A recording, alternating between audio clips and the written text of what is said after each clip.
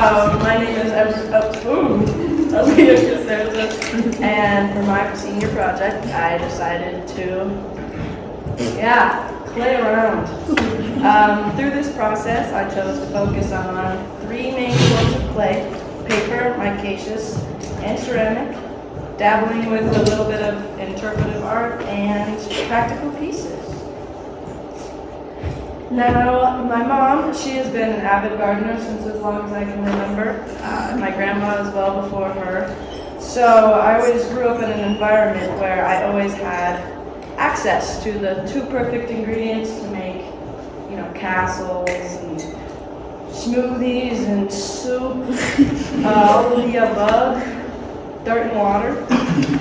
Some of my fondest childhood memories are me just covered in the stuff, head to toe.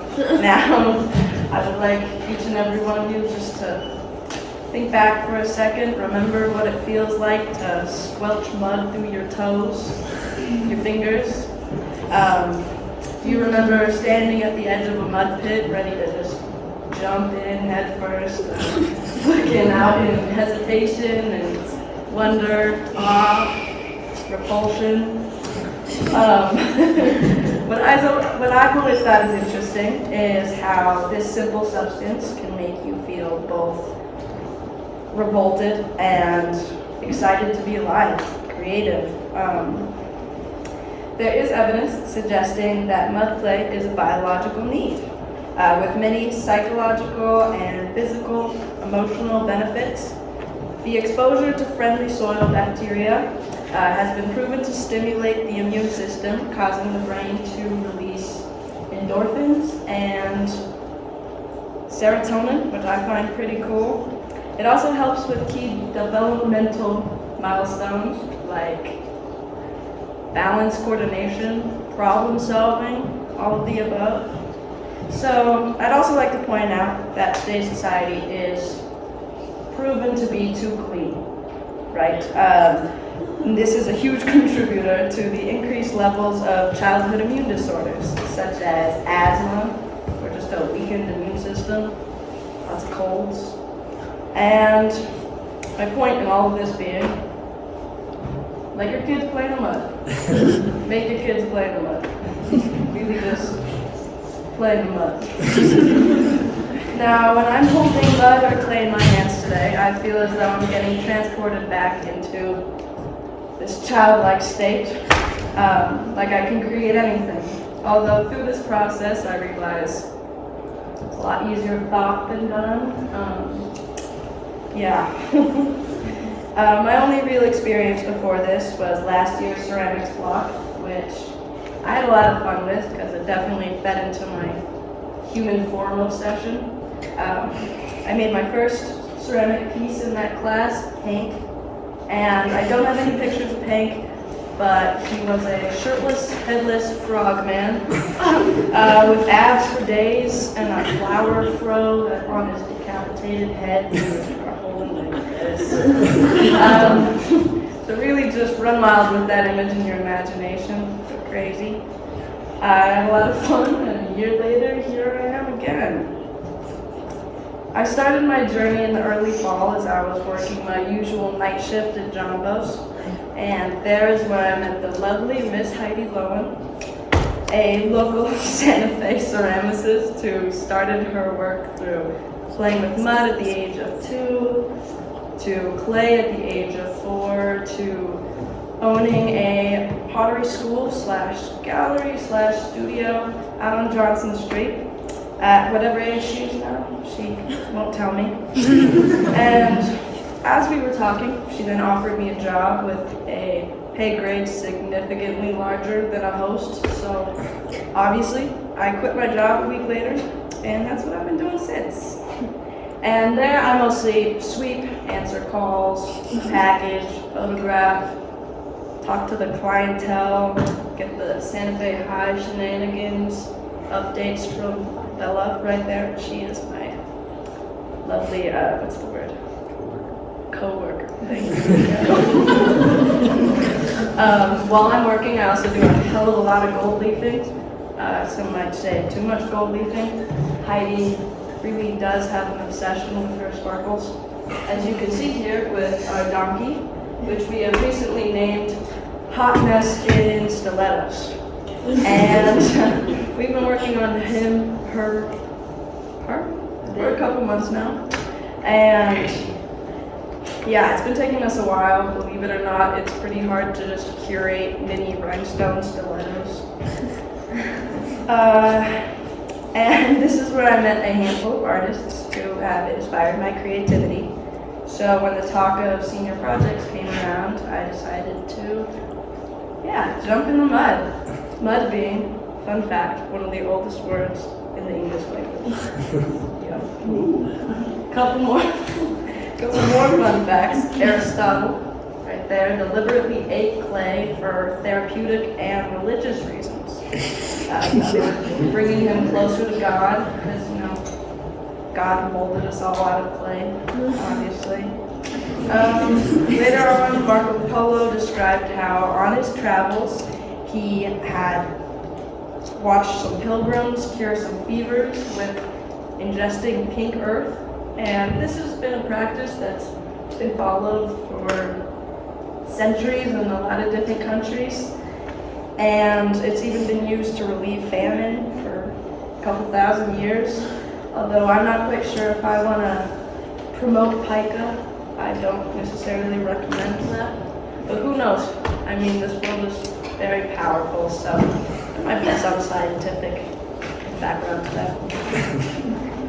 Fun fact number 4, clay differs in structure and composition depending on the source. So basically, just like a fingerprint, you're never going to be able to find 2 clays that have the exact same mineral composition. I believe that clay is important because it supports and it's the foundation for all life on Earth, both physically and culturally. It is a product of the natural world that has been used for centuries to cool off animals such as pigs, make homes, and of course mugs. It's a 1,000-year-old tradition barely affected by the rush of time. Now, I began my project with an overview sketch of the pieces I was going to attempt to create. With this, I was inspired by my own visual art with my various interests, such as eyeballs and breasts. And as you can see here, mostly focusing on curvature and roundness. Now, this was a theme that I did manage to follow through with, but I did overestimate my abilities when making this, that's for sure. I did manage to make little bits and pieces throughout my curations, though. I slowly found throughout this project that you can start with an idea of what you want something to look like, but in the end, clay really does have the final say. I'd also like to say so does money, because god damn, this hobby is expensive. Goodwill alone costing about $2K, $50 for a bag of ceramic, $40 for micaceous, $40 for paper, $10K for a kiln, not to mention tools and water, and the electricity bill. I mean, because of the costs, this was it had a big impact on how many pieces I could make. So I decided to make around 2 for each medium that I chose. It also, time definitely affects it too. It took me about 2 weeks to create one. Starting with paper clay. Paper clay is just regular old clay mixed with paper fibers, making it able to air dry. Now, my first and probably favorite piece was inspired by when there were blocks of either that putty or the magical stretchy eraser glue going around school. I know a lot of you remember that. Big popular thing. And somebody brilliantly came up with this piece. Truly a work of art, if I do say so myself. Although my piece didn't start out influenced by this marvelous feat that came from a very poorly made paper clay pitch pot that I then scrapped and turned into a freaky little skeleton to a gaping mouthed old man. My tools being my hands and the end of my pen. The struggles that I faced with paper clay were its unresponsiveness to water and its inability to smooth out. So I chose to focus on those said imperfections, making them into wrinkles, into an old man. The plus sides to this clay were that it not only is super lightweight compared to any other type of clay, but it also is really easy to shave down after drying. Now, the two things that I've always found inspiring is the human form and nature, especially the incorporating of the two. So, after deciding a little late to turn them into a vase, I decided to focus on display rather than practical use. I made vines coming out of his ears, another vine or a worm, depending on interpretation, coming out of his nose. And I painted with him in acrylic, sanded him down, varnished him with some lip gloss, and he was complete. I then stole a dead rose from my kitchen table and took my low-end skills to work to present him in photography the way that I wanted. My end result being neurovomit. The interpretation of this, of course, always being in the eye of the beholder, but I see it as symbolizing the beauty and destruction that the power of words have.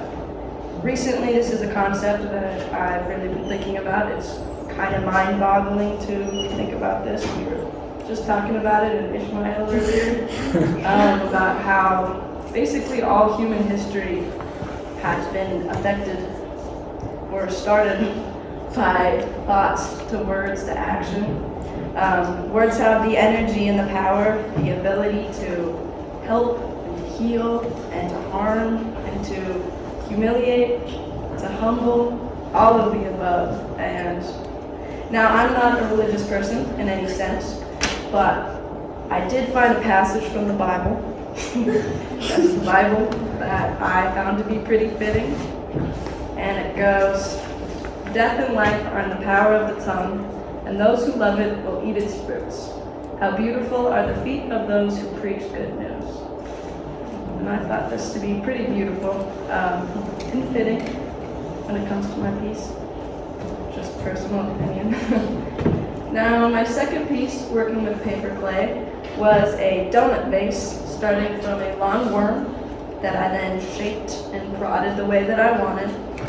I then penetrated it from the top with a pen, and after doing some first aid work on the cracks, I got a little bit bored of it, and I combined it with another concept from my sketchboard, sanded it down, and I finished with this. One second. Now, what I've grown to realize throughout my own creations, my own creative endeavors, is that I kind of check out whenever I'm doing my work. I really just let whatever comes through come through, and it never ends up the way that I envision it initially, if I have a vision initially. And so that's the case with this. I don't have a backstory. I don't have a Bible quote. But my mom thinks it looks like an aspen. You know how the eyes kind of follow you around? Yes. Anyways, I do really like that being the representation. So that's what it is. Now, I'm no expert when it comes to this craft, but since I've been working through paper clay, I found Graham Hay. And I was just in absolute awe of his techniques and his curations. He focuses on architecture and nature, the architecture of nature, and his work is incredibly structured and flawless. Again, the incorporation of making nature with nature just being absolutely beautiful. Now, I hope to get there eventually, so give me a couple years, maybe decades, because I will definitely be working with this medium a little bit more. It was my favorite by far beyond all others. It's pretty hard to follow the same creative progression with any other kind of clay, and I found out the hard way, leading to our next medium, micaceous. Now, my mom, she's been working with micaceous since I was little, making a few mugs that have still stuck around, and she will forever and always be my inspiration. But I also must give some credit to Mr. Clay himself. And yes, that is his birth-given name. I asked. I met Clay working at a gallery when he was helping Heidi teach some CEOs how to get their hands dirty. They all have federal offenses. But moment of appreciation for their enthusiasm, I think they're very Anyways, Clay, he is a potter, a pot enthusiast, as they say, from Taos, who works solely with the local earth and specifically micaceous clay. Now, as you can see here, his work is, again, absolutely incredible, and down to the tools is completely handmade, handcrafted, hand-harvested. He mainly focuses on geometric patterning, almost making a psychedelic feel. And when it comes down to his own personal style, I find it really unique, and I think it shows a lot of personal expression. Now, Clay, he has been struggling for most of his life with schizophrenia, and has been battling this with his weapon of choice, clay. We got to talking about this and how he uses this art as a form of active meditation, acceptance being a huge aspect in the world of Buddhism. He found he could achieve this by expressing his past and his present and his future self through the act of creating. I mean, it makes sense, right? Grounding yourself, using the ground. With clay, you are forcing yourself to focus on intention and using all four of the earthly elements, earth, air, fire, water. It's a very good escape from this vast Western world that tends to just suck us in. You are connecting the internal and the external worlds of a person with clay. And you see this all around the world with art therapy to treat a variety of mental health issues. Clay therapy specifically has been used for a while for psychotherapeutic processes in order to promote the release of emotions. There is something powerful about having control over your feelings and your thoughts and your emotions through your hands. And how he's utilized this art form has been pretty inspiring to me. Now, I started my work inspired by him with the whole fam sitting on the living room floor, and I attempted some coiling. I watched in agony as it slowly sank in on itself in slow motion, but this is my mom's beautiful mug. I did in fact end up making a little wine glass cup thingy with geometric shapes, attempted geometric shapes. I did make this beauty the next day as well. A lovely little pinch pot using a scraping technique with my ribbon tool, and once again the end of my pen for decoration. As you can see here, I'm very happy. As you can see here, I'm very sad. Just word of the wise, maybe don't leave your piece at the edge of your 2-story roof to dry. It'll fall. It'll turn into this. Not something I would recommend unless you're looking for a little background story or maybe some personality. I rolled with the punches and tried to clean her up a little bit. Added a funky little handle, and although I kind of like it now, this experience was pretty traumatic initially, and I ended up giving up on micaceous clay, at least for now. And I went running on to the next. My last form of clay being flowing ceramic. A little earlier in the year, we had some clients from Austin, Texas, who decided that they didn't want to pay for their pieces at my work, at the art gallery, and they ended up running off without their wet bowls. So Heidi gave me permission to kind of dabble around with them. I folded them how I wanted. She did the whole firing process, and I got to glaze it for my mom for Christmas. And now to get this glossy glass-like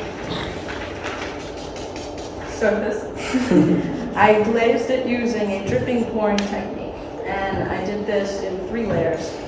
If you don't know what glaze is, it's this powdery substance that comes in all of these different colors, and you sift it through with water, and there's 9 ways of applying it to your pieces. This includes dipping, dripping, pouring, brushing, spraying, splattering, stippling, and sponging. And this was my end result for that piece. When it comes to the makings of the pieces, it's a lot more textbook than any of the other clays that I worked with. I first began with cutting about 14 pounds of clay and kneading it and wedging it by, again, slamming it onto the table for about 5 minutes in order to prep it so it's soft enough to work with. Yes. Another fun fact, clay consists of tiny particles that can absorb large amounts of water. As a result, they can expand to the point where it can absorb anything, including metals. That's a pretty fun fact. Now, doing this tossing and slamming technique that I was showing you before, you're, putting it simply, just aligning the clay molecules, making it, again, soft enough to work with. I then rolled it into a sphere and plopped it onto the table. With Heidi's guidance, I secured it onto the ball with the bat, the ball onto the bat with a bit of water. After centering it, I aired it out by bringing the clay up and then down. My documentation of all of this being kind of scarce because the camera was stressing me out, and it was kind of difficult. We were using the Korean production technique, meaning I made my pieces solely from the top. So using the Venus of my hand, I pressed the lower quadrant in, brought the upper section up, and attempted to make it what Heidi calls round and ready. But I completely botched that and got this in return.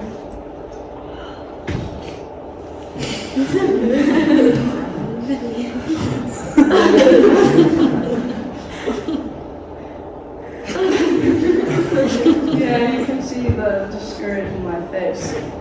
I got that underway again, and I attempted to open it up, completely messing it up again, but I did manage to make a simple plate, as you can see in the other one right there. As I move to my next piece, I patted it into what Heidi calls a perfect silicone breast. Again, bringing the clay up and down, up and then down. The less water, the better, making it less prone to cracking in the kiln, which heats up to be about 1500 degrees. I opened it up using my trusty sponge and then my steel scraper. And to decorate, I used my ribbed steel scraper to make ridges on the middle and the side. And then to my favorite part, folding it, which I just find a lot of fun.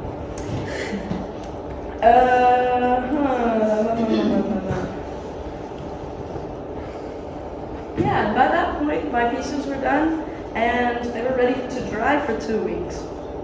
Again, going back to patience, this is a very patience-oriented practice, something that I'm working on.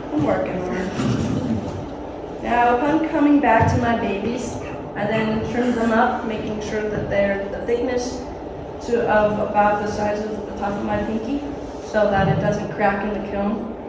It's a very, very fragile type of clay. And thank Jesus they didn't, because a week later I came back to these beauties and they were ready to be splattered with acrylic. I started with my little plate and went a little bit too red, got discouraged, and then kind of went for this poppy feel. I'm not really quite sure, but I enjoy it. Yeah. And that's my final result for that. And then for my next one, I decided to do this in the form of performance art. So, enjoy it.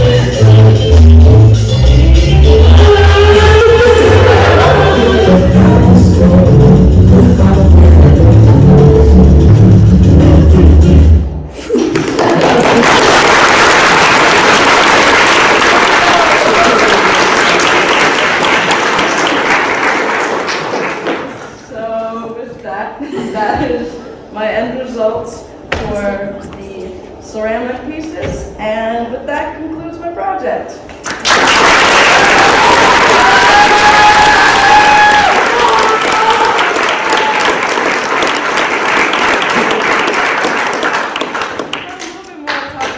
Thank you, appreciate it. Yeah, I've always been interested in this art form, and I did learn that this wasn't my born-given talent, but either way, I played around and I had a lot of fun. It was a long and bumpy road, but one to be continued. I want to first thank my mom for being there and birthing me and all of the above. Hey, for the clay. Appreciated. Mr. Cole for being there for the presentation progress. My class for being my class. And you. And of course, yeah. And of course, Heidi Lowen for helping me grow a love for an art form that I will be continuing in the future. And Judy, right there, for being the only one of us who can manage Heidi's ADHD. And she also gave me a lot of tips and tricks when it comes to hand building. Also, quick shout out to TikToker Shirtless Potter Boy. He answered my DM. Although we couldn't really figure it out, it's okay. We still saw my profile picture, so that's pretty nice. Oh, and thank you guys for listening to my mud and clay spiel. Come to Heidi's. Any questions? Oh, thank you.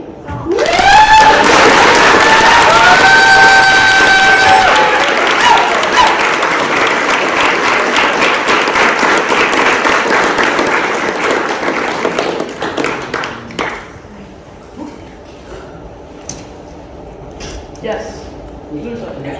I couldn't help but notice that a lot of your presentation at the end has to do with flowers. And so I just wanted to ask whether you think that, what you think that idea is. I didn't actually notice that, to be completely frank with you. But I think it's probably just me anticipating spring. It's been a long winter. And I'm excited for the flowers to start popping up, maybe. Bringing in that energy, you know? Anything else? Lily. Which one's mine? None of them. If my mom gives me permission, I was thinking the blue one right there. Because it just reminds me, it's just You got really it. really bad. I got you. Have you ever considered putting any of these up for sale at all? I was thinking about that actually. I mean, it's always nice to have a little change in the pocket, you know? Would you do that in the future? Maybe it's a little side gig. I mean, I've never been one to be like, art is my profession. But I do want to incorporate it in whatever I do beyond this. You say you love mud and you say you love touching mud, but why are you wearing gloves in those videos when you're spinning? Because Heidi was very onto me about that. I wasn't wearing gloves with any of the others. Mr. Wendy? Alia, I was interested in like your glazing process. Like Yeah. you said there was like I think 9. Well, those are the different types. I Yeah. just dipped it and Yes, what did you do that you liked the best, and where did you stumble in that process where you're like, I'm not ever gonna sponge or splatter, or did you try I each haven't one? worked with it enough. That was my only piece that I glazed.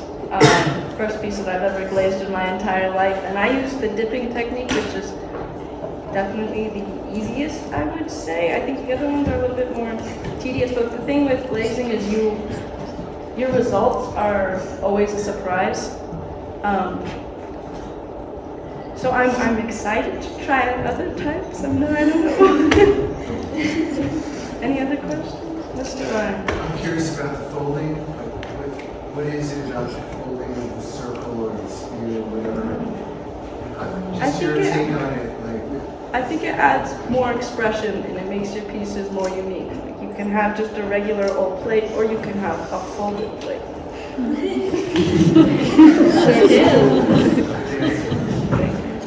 Are you coming out of the pot? Yeah, you like that?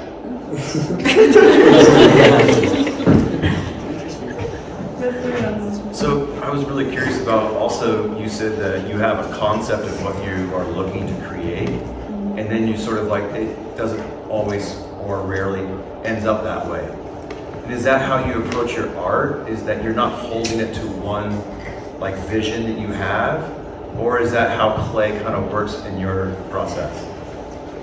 Completely. I think some of my best works are just me putting a pen on a piece of paper, you know? I don't know how to explain it. If I always go in with an idea, it doesn't end up the way that I want it to, and then I get discouraged, and then I end up not liking it. Not liking it. Yeah, I think there's something pretty powerful about just letting it flow, playing around. Any other questions?